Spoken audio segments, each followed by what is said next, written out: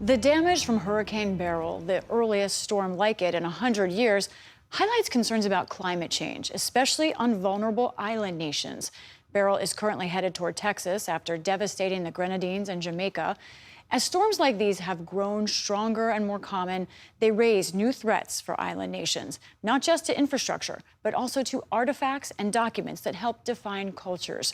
Ali Rogan is back with this report on two island nations in the Atlantic and Pacific taking steps to preserve their threatened histories for future generations. Aloha and warm Pacific greetings from Tuvalu. In 2022, Tuvalu's foreign affairs minister addressed the COP27 climate conference from the sandy beaches of his tiny island nation. At least that's what it looks like at first. But then the camera zooms out for an eerie revelation. Our digital nation will provide an online presence that can replace our physical presence and allow us to continue to function as a state. He was not on the island itself, but rather a copy that only exists in the virtual world, a preview of what he said might soon be the only remaining version of his country. We are here talking about the worst case scenario when Tuvalu is no longer exists. Dr. Tapuga Falefu is the ambassador and permanent representative of Tuvalu to the United Nations.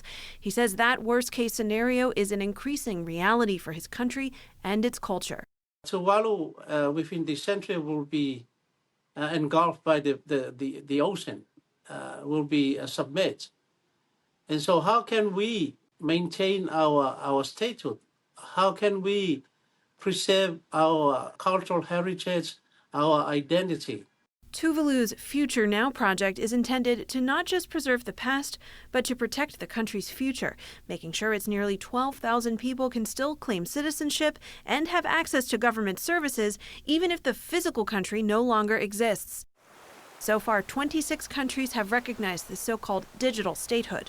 Tuvalu isn't alone. Other island nations are taking on similar projects, even if they aren't at immediate risk of disappearance. We have a responsibility to safeguard our collections, our island's history, our cultural history. It's becoming more important than ever. On the island of Aruba, Peter Scholing is digitizing the National Library. How does climate change factor into the decision to take on this project? We've started digitizing not specifically because of imminent danger, but with temperatures also rising, that might be a bigger factor in the future. Aruba is not at risk of imminent disappearance, but past natural disasters underscore the need to protect fragile documents and objects. The database is filled with maps from Aruba's colonial past, 3D artifacts, television shows, and documents describing its history and culture. Tawata e Grupo UTC. Countries that are vulnerable to climate change are becoming keenly aware that the physical objects that are in their libraries and archives and museums are vulnerable to the effects of extreme weather, extreme heat. Journalist Kate Nibbs has written about Aruba's digitization project for Wired magazine. A book that was printed 500 years ago is not going to be in the same condition 500 years from now. So I just think this is a moment where a lot of different institutions are realizing that getting a digital backup is a smart thing to do. An ancillary benefit to these digital backups: easier access worldwide. I wish I was younger, 10 years younger, 20 years younger, because there still is a lot of research to be done. Adi Martes is an Aruban-born historian and author who lives in the Netherlands. He frequently searches Aruba's digital archive while doing research on Aruba's history, the first draft of which was controlled mainly by colonizers. Recently, the history was written with a European vision, Eurocentric vision. I'm interested in how people live and the common people and what they ate, how the food came to Aruba, how they work, how much they earn. I'm interested in other things than the European historians who came and wrote about our history. Using Aruba's archive, he's been able to tell the stories of enslaved people and even reunite some of their living relatives. You can find a lot of information when the slave was born, when they sold him or her to someone else, when they moved to another country or the same country, when maybe died. You can even generate family trees.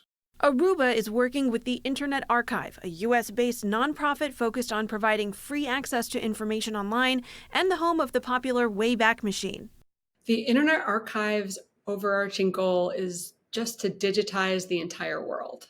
I guess it's similar to Wikipedia in how you can end up going down rabbit holes and learning a bunch of information that you never anticipated or never thought you would be interested in learning. These virtual archives serve as a rich trove for curious researchers, but at their core, they are a response to an existential threat and an international distress signal.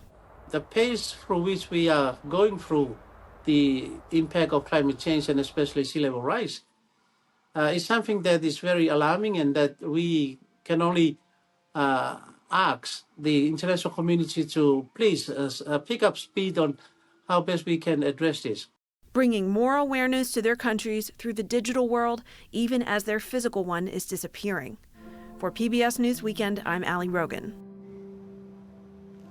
We have significant coverage of cultures at risk. That includes a look at the collaboration between the U.S. Army and the Smithsonian Institution to minimize damage to art and historic sites during wartime. For more, visit our website, pbs.org/newshour.